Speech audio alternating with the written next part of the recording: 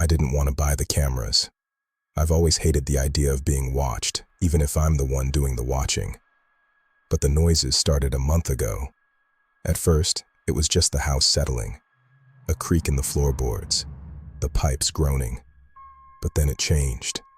It started sounding deliberate, like footsteps. Heavy, slow footsteps walking the length of my hallway, stopping exactly outside my bedroom door. I live alone. I'm miles from the nearest neighbor. By the time I'd get the courage to open the door, there was nothing but empty space and cold air. So, I bought a 4-pack of wireless night vision cameras. I set them up in the living room, the kitchen, the hallway, and, reluctantly, my bedroom. I just wanted peace of mind. I just wanted to prove to myself that I was crazy. The first 3 nights were perfectly normal. I'd wake up, pour a cup of coffee, and fast forward through the footage on my phone. Nothing. Just hours of static darkness. A moth flying past the lens. The headlights of a distant car washing over the living room wall. It was incredibly boring, and I loved it. I felt the paranoia draining out of me. I was even starting to sleep better. The heavy, oppressive feeling that had been sitting on my chest was lifting. I almost took the cameras down.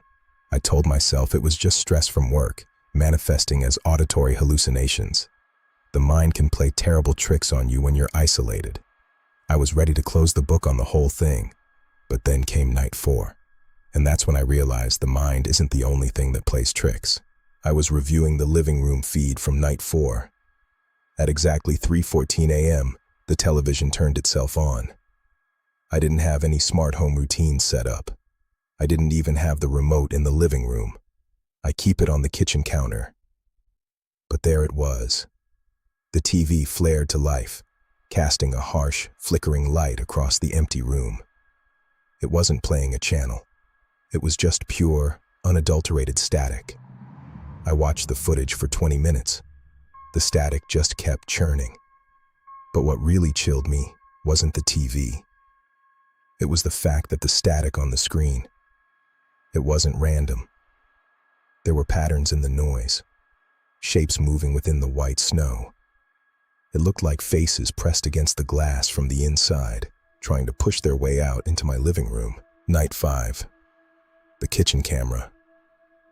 This is when I stopped sleeping. I was scrolling through the timeline when I saw a massive spike in motion detection at 4:02 a.m. I tapped play. The kitchen was bathed in the green hue of the night vision. Near the refrigerator, there was a shadow. At first, I thought it was just the angle of the moonlight coming through the blinds. But as the clock ticked forward, the moon moved across the floor. The shadow didn't. It stood perfectly still, an absolute void of light, shaped vaguely like a very tall, very thin person. It stood there for 2 hours. It didn't breathe. It didn't shift its weight. It just stood facing the wall. And then, right before the sun came up, it didn't walk away. It just folded in on itself and collapsed into the floor. You try to rationalize it. You have to, or your brain breaks. I told myself it was a glitch in the camera's compression algorithm, a compression artifact, a rendering error caused by low light. I spent hours reading forums about digital video anomalies. I even bought a carbon monoxide detector, convinced I was slowly poisoning myself and hallucinating the footage. The detector read 0. Perfect, clean air. But the terror was setting in. My own home had become a hostile environment. Every dark corner felt like a hiding spot. I started keeping all the lights on. I didn't leave the living room. I just sat on the couch, staring at the live feeds on my phone, waiting for something to happen. I was becoming a prisoner to the surveillance I had set up to protect myself. Night 6. I locked myself in my bedroom. I armed the house alarm. I put a chair under the door handle. I laid in bed, watching the hallway camera on the live feed. For hours, nothing. Just the empty, green-tinted corridor. I must have dozed off because I woke up to my phone slipping from my hand. I picked it up. The time was 3:33 a.m. I looked at the hallway feed. There was someone standing directly underneath the camera. They were so close that their face was distorted by the wide-angle lens.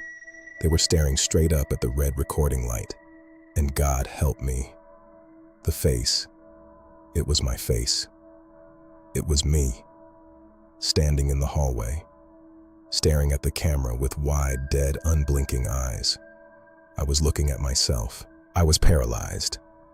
I lay in my bed, 10 feet away from that door, watching my own doppelganger on the screen. It didn't look entirely human. The skin was too tight. The jaw hung a little too low. It was like something wearing a suit made to look like me, but it didn't know how the muscles worked. On the screen, the mimic slowly lowered its head and turned toward my bedroom door. It walked up to the wood and placed both hands flat against it. And then, through the silence of the house, I heard it, a soft, rhythmic scratching sound coming from the other side of my door. Scratch, scratch, scratch. I held my breath. I didn't move. I watched the screen as it scratched for a full hour before finally turning around and walking into the living room. When the sun finally came up, I packed a bag. I was leaving. I didn't care about the house, the mortgage, nothing. But as I grabbed my phone, I noticed something that froze the blood in my veins. I looked at the timestamp on the hallway video. The time the mimic was scratching at my door was 4:15 a.m. I looked at the digital clock on my nightstand. It was only 4:05 a.m. The cameras weren't recording the present. They were recording 10 minutes into the future. I wasn't watching a live feed of my house. I was watching a premonition. The entire network was out of sync with time, which meant the things I was seeing hadn't happened yet. They were about to happen. I was trapped in a 10-minute delay of my own nightmare. I couldn't leave. Every time I looked at the future feed of the living room, the mimic was standing by the front door, waiting. If I walked out, I'd walk right into it. I checked the backyard camera to see if I could escape through the patio. The feed loaded, and my heart dropped into my stomach. The tree line behind my house was completely filled with them. Dozens of tall, impossible shadows standing just at the edge of the property line. Their eyes caught the infrared light of the camera, glowing like hundreds of tiny, malicious stars. They were all facing the house. They weren't moving, just waiting. A silent, patient siege. The house was surrounded. I was completely cut off from the world, sealed inside a 10-minute bubble of impending doom. I tried to call the police. I dialed 911 over and over, but the call would immediately drop. I looked at the top corner of my phone. No service. The Wi-Fi router was dead too. The internet was completely down. But the camera feeds were still streaming perfectly in crisp, high-definition 1080p. How is that possible? They connect to a cloud server via Wi-Fi. If the router is dead, the cameras should be dead. But they weren't. They were transmitting data on a network that didn't exist, drawing power from somewhere else. The rules of technology, the laws of physics, they were breaking down inside the house. I realized then that the cameras weren't a security system anymore. They were a window into whatever reality was bleeding into mine, and the window was widening. By night 8, exhaustion was tearing my mind apart. I couldn't stay awake forever. I finally collapsed in my bed, too tired to even check the app. When I woke up the next morning, I immediately pulled up the bedroom camera footage. I scrubbed through the night. At 2:45 a.m., I saw myself sleeping soundly. Then I saw movement. Slowly, agonizingly slowly, a pale, elongated hand reached out from underneath my bed. Then another. The mimic pulled itself out from under my mattress. It stood up, towering over me, and just watched me sleep for 3 hours. It never touched me. It just observed my breathing. The absolute horror of knowing that thing was inches away from my face while I was completely vulnerable. It broke something inside me. I knew I could never sleep in this house again. I had to test the delay. I had to know exactly how much time I had. It was night 9. I sat on my bed, staring at the live feed of the living room. The app said 11:30 p.m. My watch said 11:20 p.m. The living room on the screen was empty, but then, on the feed, I saw the mimic walk into the frame. It stood in the center of the living room, looking directly up at the camera. I lowered my phone and listened. The real living room downstairs was dead silent. It wasn't there yet. I had exactly 10 minutes before that thing would actually walk into the living room. I was watching my own imminent future. I was receiving a broadcast from a timeline that was slowly catching up to me. I watched the screen as the mimic in the living room slowly turned its head. It didn't turn its body, just its neck, snapping with a sickening mechanical precision until it was staring dead into the lens. And then, it smiled. It wasn't a human smile. The corners of the mouth stretched too far up the cheeks, revealing rows of small, sharp teeth that I definitely do not have. It knew I was watching. It knew I was staring at the screen in my bedroom. It raised a long, spindly finger to its lips in a shushing motion. And then, on the feed, it began to walk towards the hallway, towards the stairs, towards my bedroom. I checked my watch. 11:22 p.m. In 8 minutes, it would be at the bottom of the stairs. In 10 minutes, it would be at my door. I frantically switched to the hallway camera. On the feed, it was already there, walking down the corridor, but the camera was reacting to it. As the entity moved, the video feed started to tear and glitch. Massive blocks of digital artifacts exploded across the screen. The video would freeze, skip forward, and freeze again. It was emitting some kind of electromagnetic interference that was scrambling the data. Or maybe its very existence was a corruption of reality, and the camera couldn't process the visual data. Through the static, I could see its gait. It wasn't walking, it was gliding, its limbs twitching in erratic, unnatural spasms. I looked at my watch. 11:25 p.m. 5 minutes left in the real world. 5 minutes until that thing reaches my door. I dragged my dresser across the room and slammed it against the door. I backed into the corner of my room, gripping a heavy metal flashlight. I kept my eyes locked on the physical door and my phone in my left hand. On the screen, the time was 11:30 p.m. The feed showed the entity standing right outside my bedroom door. It was just standing there, its head tilted at a broken angle. I looked up from the phone to the real door. Silence. Nothing was there yet. It was 11:28 p.m. 2 minutes. I was living in the gap between the broadcast and reality. My chest was heaving. I couldn't catch my breath. I was watching my own execution being queued up in the system. I wanted to close my eyes. I wanted to throw the phone away. But I couldn't look away from the feed. I had to know how it happens. 11:29 p.m. On the phone screen, the clock ticked to 11:31 p.m. I watched the live feed in horror as the entity didn't even try to open the door. It didn't push the dresser. It simply stepped forward and phased through the solid wood like it was made of smoke. The camera feed distorted violently as it entered the room. On the screen, it was standing at the foot of my bed, looking down at the corner where I was hiding. I looked up at the real room. Empty. It was 11:29 and 45 seconds.